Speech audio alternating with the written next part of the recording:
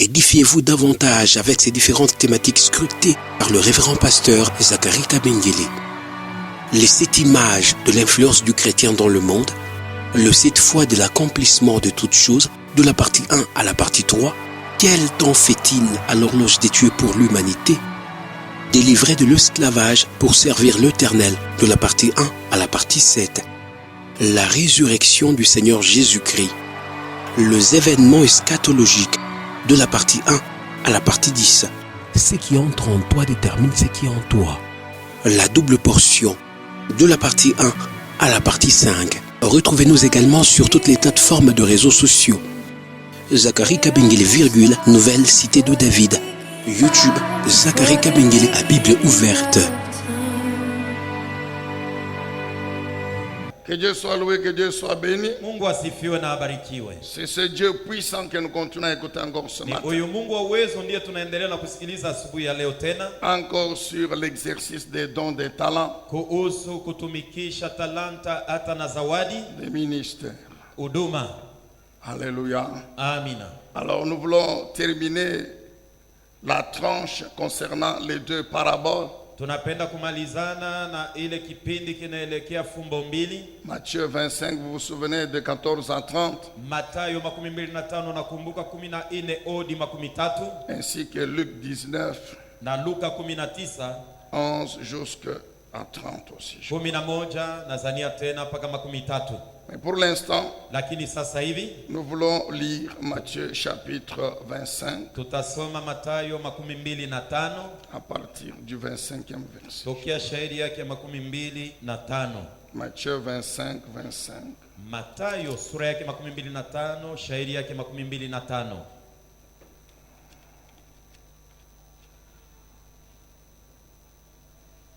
Nous lisons vraiment en français, s'il vous plaît. Tutasoma mkimombe tunamisi dans la version de Semer. Katika ufafanuo ya Matthieu chapitre 25 verset 24. Enfin, celui qui n'avait reçu qu'un lingot vint à son tour et dit: Maître, je savais que tu es un homme dur. Tu moissonnes là où tu n'as rien semé. Tu récoltes où tu n'as pas répandu de semences. Alors j'ai pris peur et je suis allé cacher ton argent dans la terre. Voilà, prends ce qui t'appartient. Mais son maître lui répondit: Vaut rien, fainéant. Tu savais que je moissonne là où je n'ai rien semé, et que je récolte là où je n'ai rien répandu de semences. Eh bien, tu aurais dû placer mon argent chez les banquiers, et à mon retour, j'aurais récupéré le capital et les intérêts. Alors qu'on lui retire donc le lingot et qu'on le donne à celui qui en a déjà 10. Car à celui qui a, on donnera encore, et il sera dans l'abondance. Mais à celui qui n'a pas, on ôtera même ce qu'il a. Quant à ce vaut rien, jetez-les dans les ténèbres du dehors, où il y aura des pleurs et d'amers récrés ou bien des grincements des dents. Luc chapitre 19. Luka 19. Luc 19. Luka 19. Et nous pouvons lire tunaweza kusoma à partir du verset 20. Tokea shairi yake ya 12. Luc 19, 20. Luka 19, 12. Finalement, un autre vint et dit, c'est le dernier des 3. Seigneur, voici ta pièce d'or. Je l'ai gardée enveloppée dans un mouchoir. En effet, j'avais peur de toi parce que tu es un homme sévère. Tu retires de l'argent que tu n'as pas placé. Tu moissonnes ce que tu n'as pas semé. Vaut rien, dit le maître. Tu viens de prononcer ta propre condamnation. Dans d'autres versions, tu seras jugé sur base de tes paroles. Tu savais que je suis un homme sévère qui retire de l'argent que je n'ai pas placé et qui moissonne ce que je n'ai pas semé. Pourquoi alors? C'est la même chose que dans Matthieu, mais nous lisons le verset 26. Eh bien, je vous le déclare, à celui qui a, on donnera encore, mais à celui qui n'a pas, on ôtera même ce qu'il a. Quant à mes ennemis, qui n'ont pas voulu que je règne sur eux, amenez-les moi et qu'on les mette à mort devant moi. Est-ce qu'on peut acclamer la parole? la lecture de cette parole. Usomi wa neno. Oui, bien-aimés, nous continuons à parler sur les vrais serviteurs Ndio wapendwa, tunaendelea tukiongea kuhusu watumishi wa et kweli les faux serviteurs. na watumishi wa ongo. Je crois qu'il y a 2 dimanches, Nadhania kuna kwa Jumapili nous mbili nous sommes étendus encore sur les vrais serviteurs. tulisemea juu ya watumishi wa kweli. Nous avons parlé même de leur récompense. Tulisemea tena juu ya malipo yao. Donc, aujourd'hui, dans les quelques minutes qui nous restent, Leo madakika chache tunabakia nous nayo, voulons dire un mot sur les faux serviteurs. tutasemea ko juu ya watumishi wa ongo. Ils sont serviteurs, Ni batumishi mais ils sont des faux. lakini ba ongo. Ils sont chrétiens. Ni bakristo, On les appelle chrétiens. banaitwa bakristo Eux-mêmes disent qu'ils sont des na bao chrétiens. banasema ni bakristo, Mais en réalité, lakini kwa ce ukweli sont des faux ni babongo, serviteurs. batumishi babongo. Premièrement, qu'est-ce qui les caractérise? Kia kwanza utabaonea kunini? Nous l'avions déjà dit en son temps. Tulisha semaka kuna kuwa wakati Ce sont ces personnes ni wale watu qui sont dans l'église. beko mkanisa, Tout le monde les voit. bantu bote banabaona, Tout le monde les appelle chrétiens. bantu bote banabaita bakristo, Mais ils ne reconnaissent pas lakini abatambue que Dieu est le propriétaire de leur vie. ya kwamba Mungu njo mwenye maisha yao, Et que par conséquent, na saa vile njo vile iko ils doivent mettre cette vie au service de du banapasha kutoa propriétaire. maisha yao juu kwa mwenye maisha. Soit qu'ils le reconnaissent, Au wanatambua, ils savent banajua que Dieu, ya kwamba en Mungu tant que créateur, kama muumbaji est le véritable propriétaire de la vie. ndio mwenye maisha yao, Mais ils refusent d'agir en conséquence. lakini banakataa kutenda kufuatana na bienye banajua, C'est-à-dire ni kusema de mettre cette vie au service du Seigneur. kumtumikia Mungu na maisha yao. Vous vous rappelez, Unakumbuka la vie est tout ce qu'elle comprend. maisha na vyote vinakuwa ndani yake. La vie est tout ce qui la caractérise. Maisha na vile vyote vinakuwa kama tabia yavyo wanakuwa Ils kuonekana. sont dans l'église, Baiko mkanisa, mais ils savent bien que Dieu est le créateur, le banajua propriétaire. ya kwamba Mungu ndiye muumbaji na mwenye vitu, Mais ils refusent d'agir en conséquence. lakini banakataa kutenda kufuatana na vyenye banajua. Deuxièmement, Kia pili, qu'est-ce qui caractérise ces gens? bantu tabajuia kunini? Soit dit en passant que nous avions dit, Tuseme mkupita ya kwamba tulisema par rapport aux paraboles, kulinganishwa na fumbo c'est le 3e serviteur. ni mtumishi wa tatu. Donc, ces faux serviteurs dont nous parlons, Huyo mtumishi wa ongo mwenye tunaongea, ces chrétiens qui sont des faux serviteurs, aba bakristo wanakuwa batumishi babongo, c'est l'image du 3e ni mfano ya serviteur watatu, dans les 2 paraboles. mtumishi ndani ya fumbo mbili. Ce sont des paresseux.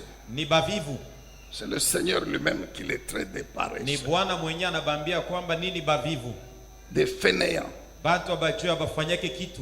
Et cette paresse est à 3 niveaux: Na bule buvivu bunakuwa na kimo tatu: spirituel, wa kiro, physique kimwili et mental. na hata na mawazo. Ce sont des paresseux Ni bavivu sur le plan spirituel, muali ya kiro, sur le plan mental, muali sur le ya plan akili, physique. mawazo na kimwili. Ce sont des gens dont la vie de prière elle est nulle. Ni bantu bale maisha ya maombi bolo abo aibambie kitu. La vie de prière elle est nulle. Maisha ya maombi yelo aimwambie kitu. C'est la prière 5 minutes. Lui-même, il dit j'ai beaucoup prié aujourd'hui. Kama anaomba madakika 5 ataambia bantu ase leo ndiomba sana mimi. S'il a lu la Bible pendant 10 minutes, donc c'est beaucoup pour lui. Kama anasoma Biblia kwa dakika 10 ni kusema yeye ndio anashindia ba mingi. Il ne la lise même pas. Yeye mwenye haisomaki hata kuisoma. Quand on prêche la parole comme maintenant là, Wakati beko na ubiri neno kama hivi sasa. il dort, il dort. Yeye lo yake alisha kulala bushingishi. Il sait même, il est conscient qu'il est en train de dormir. Na yeye mwenye alisha kujijuia sema hapa lo wangu mimi nisha kulala Mais bushingishi. ça ne lui dit rien. Abimwambie kitu. D'ailleurs, il se plaît dans cela. Na yeye njo mambo yake njo bile yeye anapendaka. Toujours affaissé. Yeye lo yake ni paka mwenye kujichokelelea alisha Toujours kujilala. fatigué. Paka mwenye kuchoka. Paresseux spirituel. Muvivu wa mkiro. Ce sont des gens Ni bantu qui ne font rien dans l'église. yeye wake mkanisa afanyake hemo kitu. Rien du tout. Hakuna kitu kia yeye kufanya. Paresseux mental. Muvivu na muakili na mawazo. Il ne peut pas Ye hawezi lwake prendre 30 minutes. Il est en train de réfléchir sur sa vie. kubeba kwa madakika hata 13 anze kuwaza maisha yangu yenyewe nitafanya nayo. Réfléchir sur les événements kuwaza ko juu ya mambo qui affectent, qui arrivent dans sa famille, dans sa vie. Non. Natukia ndani ya jamaa, ndani ya maisha yake, hapana. Réfléchir sur sa vie passée. Kufikiria juu ya maisha yake ilishapita. Qu'est-ce qu'il a caractérisé? Maisha yake ilikuwa Qu'est-ce que je peux en tirer comme leçon? Na nitapatia masomo gani? Pour prévoir quand même, pour envisager l'avenir. Juu ya kujitayarisha kwa juu ya masiku za kesho. Réfléchir sur le présent. Kufikiria juu ya byenye iko naishi sur les conditions qui caractérisent le présent. Juu ya makanuni mbitu byenye iko naishi leo. Jamais. Hata siku moja. Quand bien même il veut le faire, 5 minutes c'est beaucoup. Il est déjà endormi. Tout le temps c'est le sommeil. Incapable de réfléchir sur une situation, sur sa propre vie pendant 10 minutes. Incapable. Sur le plan physique, bien sûr, c'est encore grave. C'est dormir. C'est le sommeil. Il ne peut rien faire. Même pas un travail intellectuel. Même dans les études, c'est impossible.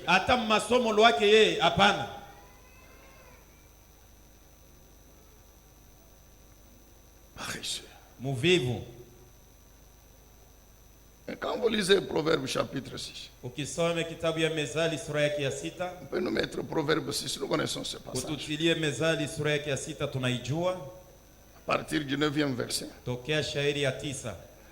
La Bible donne la conséquence de la paresse. Que ce soit sur le plan spirituel, que ce soit sur le plan mental, que ce soit sur le plan physique. Quelles sont les conséquences? À quoi les paresseux doivent s'attendre? Mais à la pauvreté. Dans tous les domaines. Proverbe 6, 9 à 11. Et toi paresseux, combien de temps vas-tu rester couché, endormi? Je vous ai dit que le sommeil, c'est ça. Donc, il dort partout. Chez lui, il dort. Sur les lits, il dort. Au salon, il dort. Si c'est une sœur paresseuse, pendant qu'elle prépare, elle est en train de dormir. Au point même de tomber dans la casserole. C'est dormir. À l'église, parlons. Même maintenant, il y en a qui dorment.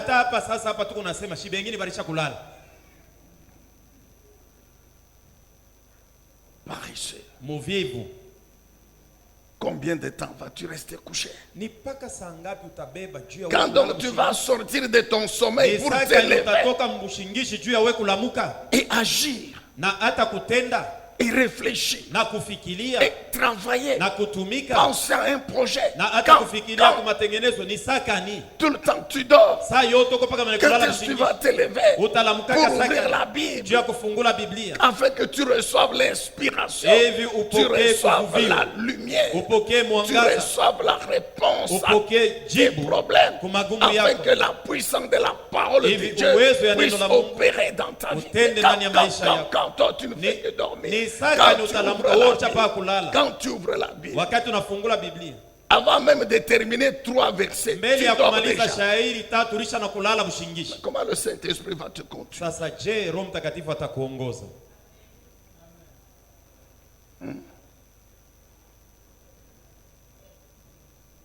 Je vais faire juste un petit somme.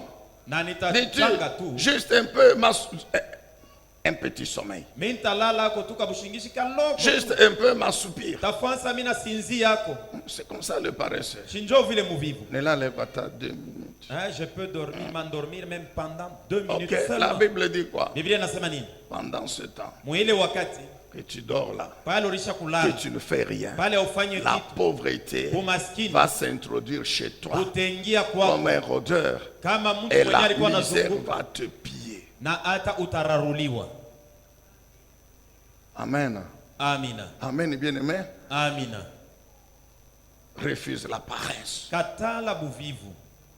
ne sois jamais de la catégorie de ce troisième serviteur. Ushiku yake hata siku moja katikati ya hii timu ya huyu mtumishi wa tatu.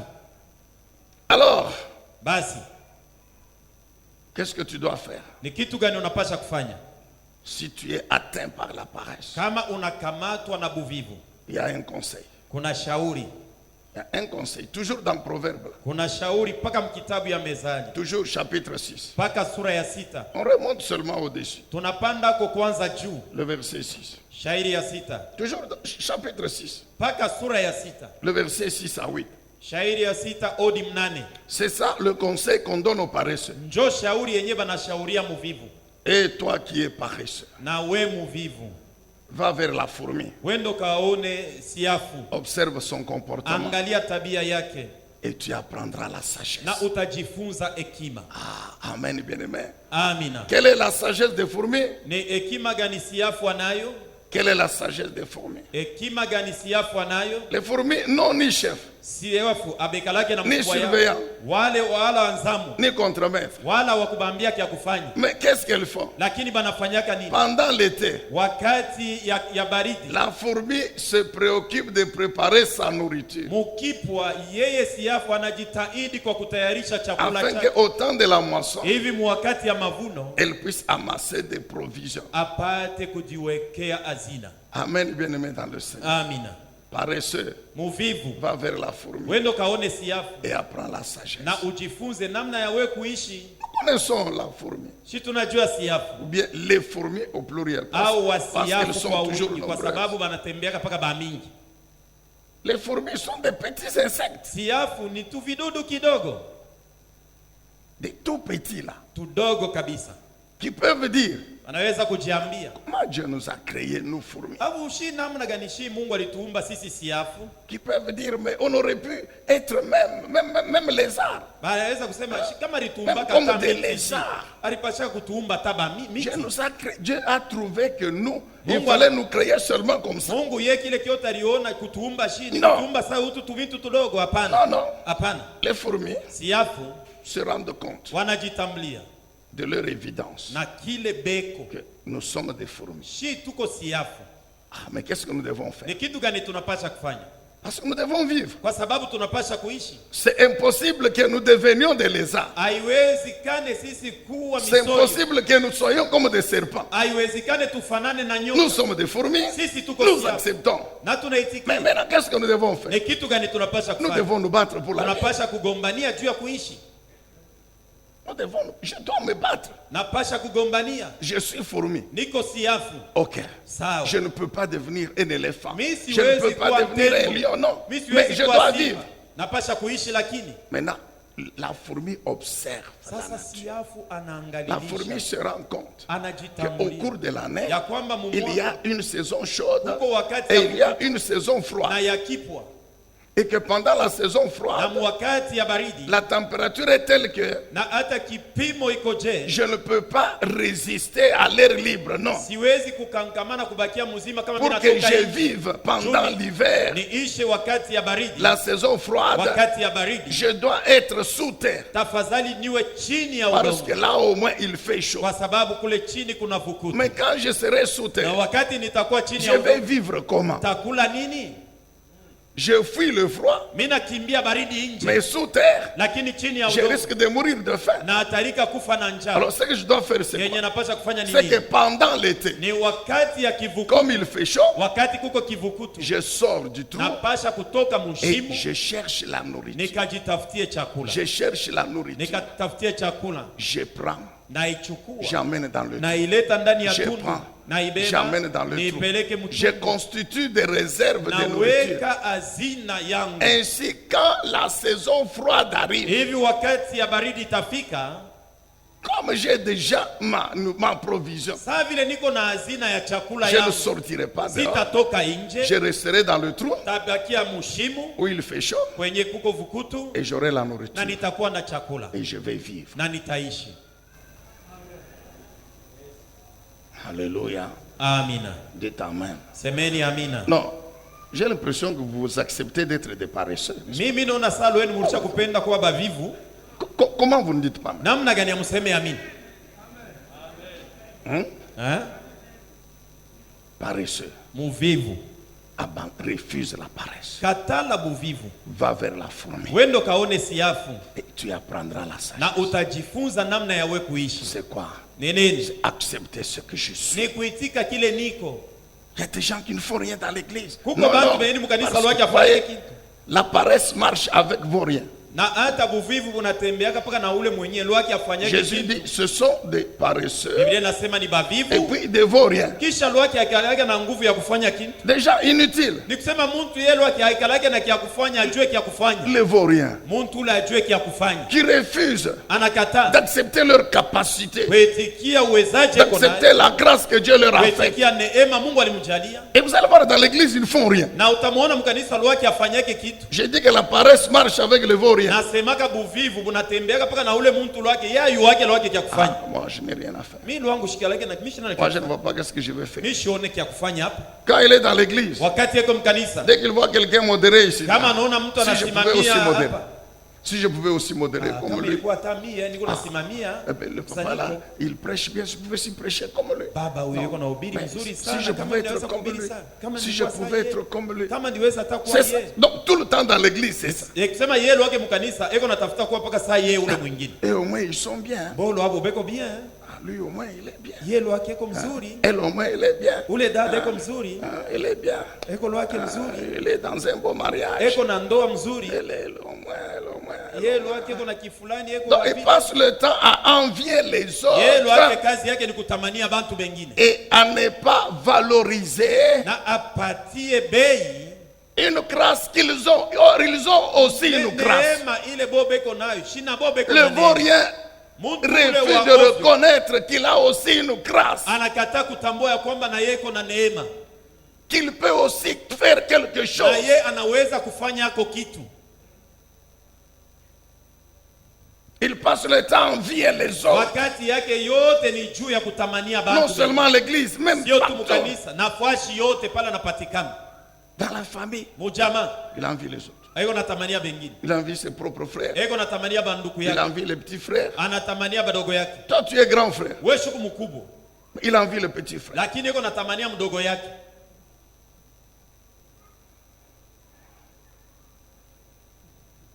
Au travail. Mkazi. Ah, si j'étais aussi directeur. Kama ndikuwa kata direct. Si j'étais aussi comme chef de service. Kama ndikuwa kata mkubwa wa kuongoza kwa bantu. Non, tu ne l'es pas, mon frère. Hapana hauno, wewe hauna ule. Dieu ne t'a pas destiné à cela. Mungu yeye kutayarishe kuwa ule. Mais tu as aussi une grâce là où tu es là. Uko na neema yako pale wiko. Tu peux valoriser cette grâce-là. Unaweza kuipatia- Tu peux valoriser ce don-là, Unaweza ce kupatia talent-là. zawadi, En talanta, travaillant, en mukutumika, l'exerçant, tu mukutumikisha. seras aussi béni. Na wewe utabarikiwa. Tu auras aussi ta part de bénédiction. Utapokea sehemu ya baraka yako. On nous en parle encore cette semaine, nous a rappelé la sagesse de Jotam. Joma hii walituongea kuhusu hekima ya Yotamu. Juge chapitre 9, juge 9. Wamzi sura yake ya 9. Vous allez lire de 7 à 15. Utasoma kuanzia shairi ya 7 hadi 15. La fable de Jotam, ou la Ile sagesse de Jotam. hekima ama fumbo ya Vous Yotamu. n'avez qu'à lire, vous comprendrez encore qui était Jotam, etc. Soma utajua Mais qu'est-ce Yotamu qu'il alikuwa dit? nani. Anasema Il nini? parle de 4 arbres. Anasemea miti ine. L'olivier, Ile Le figuier, ya mafuta, la mzeituni, vigne, hata ya kuleta mafuta mvinyo et le buisson d'épines. na hata muti ya miba. Comment ces 4 groupes d'arbres Namna gani hii miti ine refusent inakataa la royauté que les autres arbres leur proposent? ufalme ile miti ingine inabaomba. Comprenez? Unaelewa? Refusent la royauté. Inakataa ufalme. Les arbres disent à l'olivier, viens, nous allons t'investir comme notre roi. Tu vas régner sur tous les arbres de la terre. Utatawala miti yote hapa dunia mzima. L'olivier refuse. Hiyo inakataa. Ils vont voir les figuiers. Banaenda kuona Les mti ya figuiers refusent. anakataa. Ils vont voir la vigne. Banaona La banaenda vigne kuona refuse. muti ya mvinyo Ils anakataa. vont voir même le buisson d'épines. Banaenda kuona Le na buisson muti ya d'épines miba. refuse. Na yo Vous muti ya miba comprenez? inakatala. C'est-à-dire Unaelewa? ces arbres disent Sema quoi hii miti inasema nini? à leurs frères et sœurs arbres? Banduku yabo na badada yabo miti. Chacun reconnaît la grâce que Dieu lui a faite. Kila muti natambua neema ile Mungu alimjalia. Chacun reconnaît la grâce que Dieu lui a. Kila mtu inatambua neema ya Mungu ndani Dieu yake. m'a créé un olivier. Mungu aliniumba mti ya mafuta. Je suis un olivier. Mimi njo kazi yangu. Vous savez que vous trouvez des hommes. Utakutanisha bantu bengine. Bon, je ne sais pas. Mishiju. Bon, il regarde sa situation. Anaangalia maisha yake. Il trouve que non, c'est pas possible. Haiwezekani. Et maintenant, il commence à observer les femmes. Sasa anaanza kuangalia banamuke. Il dit que si Dieu m'avait créé même comme une Kama femme. milo wangu Mungu aliniumbaka hata mwanamuke.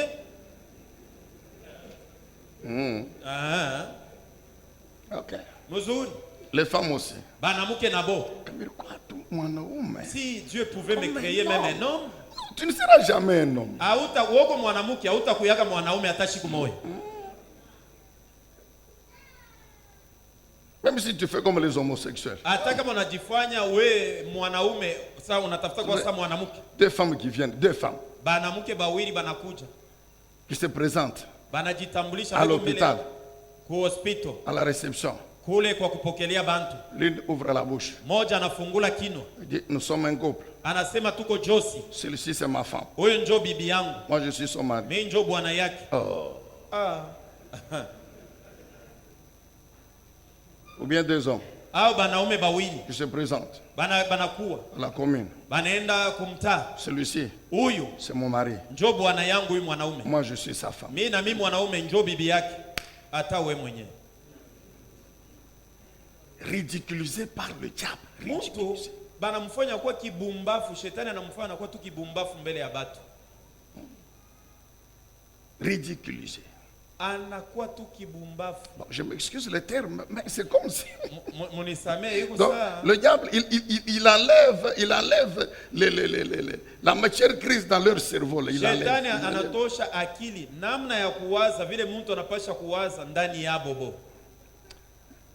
On peut le dire en Swahili, mon cher. Dis un peu en Swahili. Tu comprends ce que je veux dire? C'est que le diable met dans leur tête là.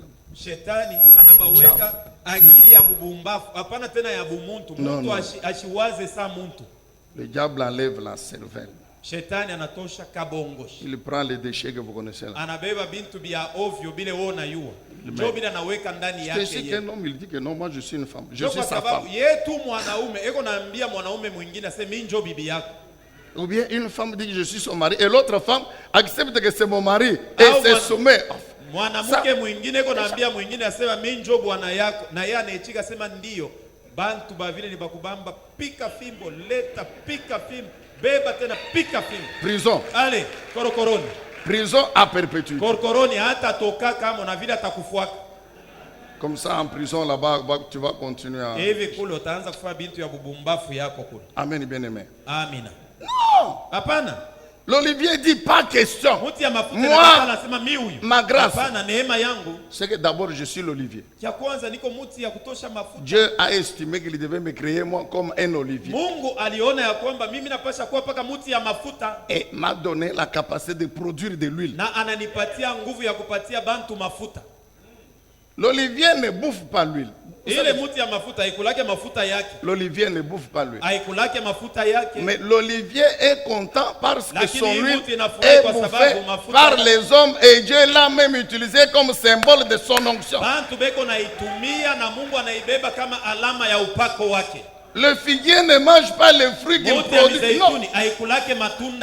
Mais quand les gens viennent cueillir les fruits, le figuier est content.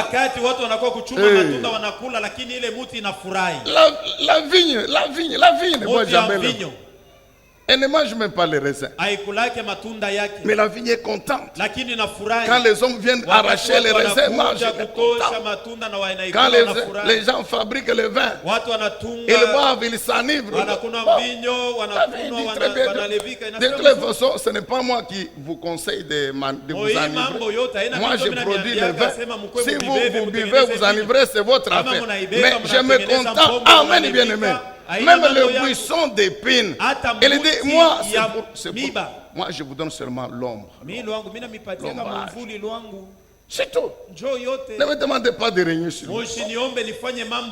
Dieu ne m'a pas créé pour ça. Donc vous voyez ces arbres se contentent de la grâce que Dieu leur a faite. Et chaque arbre valorise cette grâce. Alléluia. Amina. Refusons d'être des faux serviteurs, kuwa batumishi c'est-à-dire babongo, des paresseux, sema des bavivu vauriens. benye abajue kufanya Qu'est-ce qui kitu. caractérise encore les faux serviteurs? Batumishi C'est que babongo tabonea tena leur cœur est mauvais. kusema beko paka na roho mubaya. Le cœur, il est mauvais. Roho ya Et comme mubaya. le cœur est mauvais, Sa vile roho même iko les mubaya. paroles de leur bouche sont aussi mauvaises. Kama iko nasema mambo ni paka mambo Car mubaya. la Bible déclare, Sababu Biblia inasema c'est le trop plein de l'être profond. ni kufuatana na bienye binakuwa ndani ya mtu wa Ce ndani vile qui est binapita. dans l'esprit et l'âme de l'homme. Vile binakuwa ndani ya roho na C'est nafsi ça ya l'être profond. njo ule mtu wa C'est ndani. ce qui jaillit par ses lèvres. Njo vile biko natokea kumidomo yake C'est ye. ce que sa bouche prononce comme Njo parole. yenye kinwa kyake kinatamka kama misemo. Matthieu chapitre 12. Matayo 12. Matthieu 12, on peut lire à partir de 34. Matayo 12 tunaweza kuanzia kusoma shahidi 34. Matthieu 12, 34. Matayo 12:34. Vous pouvez lire de 34 à 37, 38. Unaweza kusoma kuanzia 34 hadi 38. Le Seigneur, il est en train de discuter avec les pharisiens. Bwana eko nasungumuza na Wafarisayo. Ces gens étaient tellement mauvais, Aba bantu walikuwa na roho mubaya sana, incrédules, ba roho mugumu, ils avaient une haine terrible envers le Seigneur. na balikuwa na mchuki mubaya sana benye C'est que kufikia chaque Bwana. fois qu'ils venaient rencontrer le Seigneur, Kila wakati walikuwa na muona Bwana, c'était pas pour être édifié, haikuwa juu ya c'était pas kusaidiwa, pour être nourri, haikuwa juu ya pour être kulishwa, guéri, haikuwa juu ya pour être kuponyeshwa, délivré. juu ya Non, kufunguliwa. Hapana. c'est vrai, il y a une petite partie quand même qui avait fini par croire. Ni kweli Mais kuna plus bengine de baliamini, 3 quarts, na zaidi bamingi non, ils ont Hapana. haï le Seigneur. balimchukia Bwana Mauvais.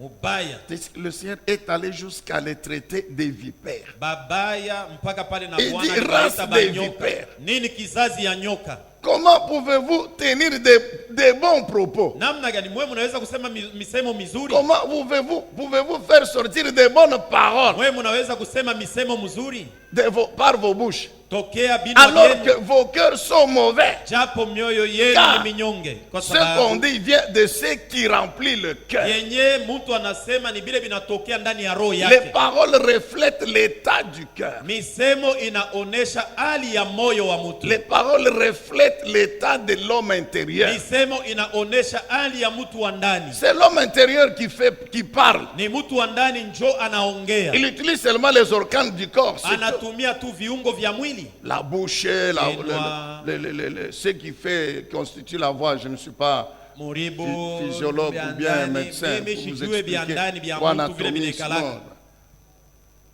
Mais l'homme spirituel, Lakini mtu wa kiroho, l'esprit, roho utilise les organes du corps anatumia pour viungo vya parler. mwili juu ya C'est kuongea. l'homme intérieur qui parle. Ni mtu wa ndani njo C'est anaongea. pourquoi quand quelqu'un meurt, Njo kwa sababu wakati mtu anafariki, l'esprit sort. roho anatoka, Le corps ne parle plus. mwili haitasema tena kitu. La même personne qui parlait. Mpaka ule mtu alikuwa anasema, Parle avec la personne. mlikuwa anaongea na mtu, Et puis après, il ne parle plus. kisha yake aongee Vous tena. bougez, il ne bouge plus. Vous Mnamtingiza tapez, atenge, vous unafanya tapez. hivi, unapika, hakuna kitu. La même personne qui pleurait quand on l'injectait les seringues. Yule Mais alikuwa analia wakati maintenant, alikuwa on peut même anachomwa couper, sindano. on peut même couper les bras. Banaweza hata kukata mkono. Pourquoi? Kwa sababu gani? Ce qui faisait vivre le corps. Yenye bilikuwa nafanya mwili ipate kuishi. L'homme Mtu intérieur, wa ndani, c'est lui qui parle. yeye ndio anaongea. S'il est mauvais, Kama iko mubaya, il fera sortir aussi des mauvaises paroles de la bouche. atasikilisha na misemo mubaya yenye tatoka mkinwa. C'est ce que Jésus leur dit. Vous Njo êtes kenye mauvais. Yesu anasema mweye. Il dit quoi au troisième serviteur? Anasema nini kwa mtumishi wa Le tatu? maître dit quoi au troisième serviteur? Bwana anamwambia nini mtumishi wa tatu? Tes propres paroles Misemo yako weye vont te condamner, te juger. itakuhukumu weye, Ou par tes paroles, au kupitia tu misemo yako seras justifié. utahesabiwa Par haki, tes paroles, kupitia tu misemo seras yako condamné. utahukumiwa. Il y a des gens qui se disent chrétiens, Huko bantu bengine banasemaga nabo ni bakristo même des responsables des églises. na hata benye kuongoza makanisa. Qu'est-ce que nous voyons aujourd'hui? Ni kitu gani tunaona leo? Des grands responsables Benye viongozi kubwa qui vous disent que les homosexuels sont les enfants de Dieu. anakuambia bale banaume banaoana na banaume, banamke banaoana na banamke, nabo ni batoto ya Mungu. Et il se dit pasteur de l'église, Nabo beko najiita bachungaji ba kanisa, prêtre de Jésus. padiri wa Yesu. Il dit que les homosexuels sont les enfants. Quel Dieu? Anasema mwanaume na mwanaume kama wanaoana, mwanamke na mwanamke kama nabo wanaoana ni batoto ba Mungu. Ni Mungu Vous kani. trouvez aujourd'hui des soi-disant églises de Jésus-Christ. Unakutanisha makanisa mengine na boba najiita makanisa ya Yesu. On est en train de célébrer le mariage des homosexuels. Beko na ombea mwanaume na mwanaume na mwanamke na mwanamke asema banaoana. Et ils se disent qu'ils sont des chrétiens. Na boba nasema ni bakristo.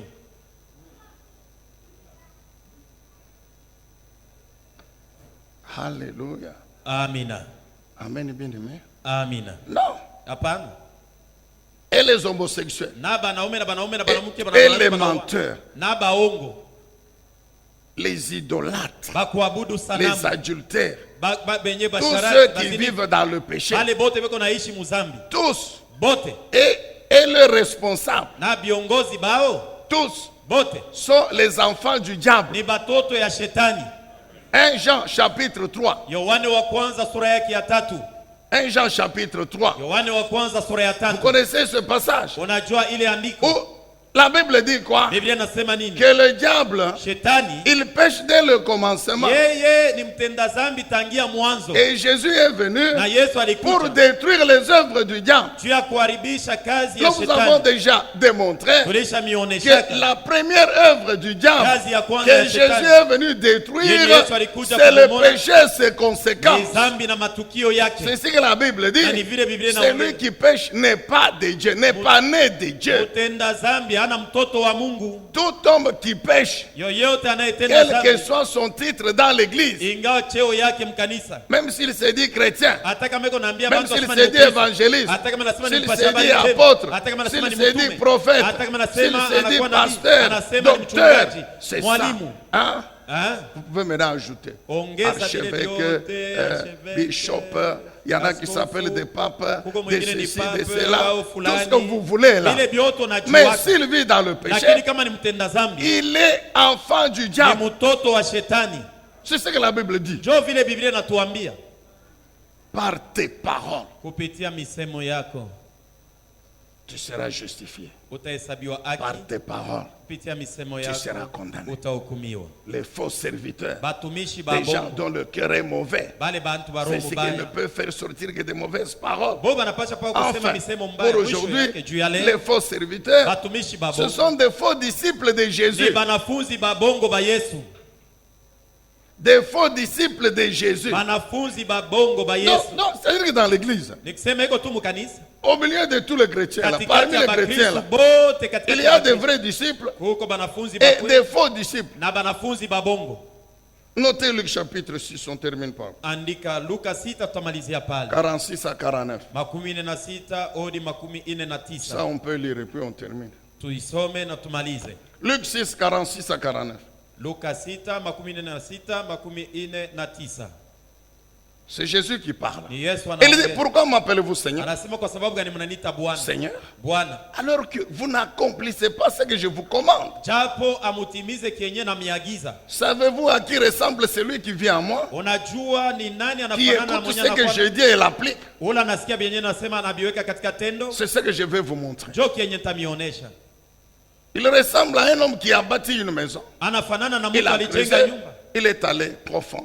Et il a assis les fondations sur les rocs. Alichimba na Quand le kutia fleuve a msingi débordé, kabisa. Wakati les eaux se sont jetées avec violence Upepo contre la waka- maison. mbele ya Et nyumba, la maison a été ébranlée. nyumba Parce qu'elle ilitingizika était construite sur les règles de l'art. kwa sababu ilijengewa kufuatana na desturi, Les règles de l'art. kufuatana na vile C'est napasha ça la kufanywa. parole de Dieu. Ndio neno la Vous Mungu. pouvez lire la suite. Unaweza kusoma yafuatayo. Les vrais disciples, Mwanafunzi wa c'est kweli celui qui écoute les paroles du ni maître mwenye kusikia misemo ya Bwana et qui les met en pratique. na anaiweka katika tendo. C'est ça le vrai disciple. Njoo mtumishi wa kweli, mwanafunzi wa kweli. C'est ça le vrai serviteur. Njoo mtumishi wa kweli. Maintenant, les faux serviteurs Sasa mtumishi wa sont ongo ceux qui écoutent ni benye la kusikia parole du maître, neno la mais Bwana ne la pratiquent pas. lakini abaiweke katika tendo. Maintenant, pose-toi la question. Alafu ujiulize, Pose-toi la question. ujiulize. Ça fait plus d'un mois Kunakuwa zaidi ya mwezi moja que le Saint-Esprit nous enseigne sur les dons. Roho Mtakatifu yuko anatufundisha kuhusu zawadi Plus d'un mois. zaidi ya mwezi moja. Aujourd'hui, pose-toi la question. Leo ujiulize, Qu'en est-il? sasa wewe unafanya nini? Qu'en est-il de Wewe unafanya nayo nini ile mafundisho?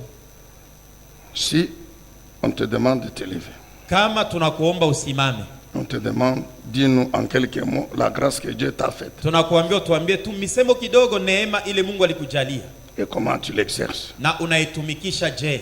Nous savons que tu es dans le groupe de louanges, Tunajua kwamba katikati ya kwaya, mais dis-nous un peu dans le groupe utuambie ko neema ile Mungu la alikujalia, grâce que Dieu t'a faite, neema ile Mungu alikujalia comment tu l'exerces. unaitumia je. Nous savons que tu es parmi les responsables, les serviteurs. Tunajua kwamba unakuwa katikati ya viongozi hapa, Dis-nous un peu la grâce que Dieu t'a faite. utuambie ko ni neema gani Mungu alikujalia. Tu ne vas pas nous dire que non, je suis membre du département. Hautatuambia Tu sisi fais ni quoi mwanamemba wa dans le kikosi, département? hapana. Tu fais quoi dans le département? Mukikosi kienye wewe Si on unafanya te kama pose on te pose la question. banakuuliza, kama banakuuliza, Ma soeur, dis-nous un peu. dada yangu, tuambie Quelle est kwanza la grâce que Dieu t'a ni faite? neema gani Mungu alikujalia, Comment tu l'exerces? unaitumia je. Comment elle sert l'Église? Namna gani iko nasaidia kanisa, Comment elle défend les intérêts du Créateur? namna gani nasemea mafaida ya muumbaji. Nous pouvons fermer les yeux Tunaweza kufunga macho. parce que je vois que vous devenez triste. Mimi naona saa mnaanza kuhuzunika. Non, nous fermons les yeux. Tunafunga macho.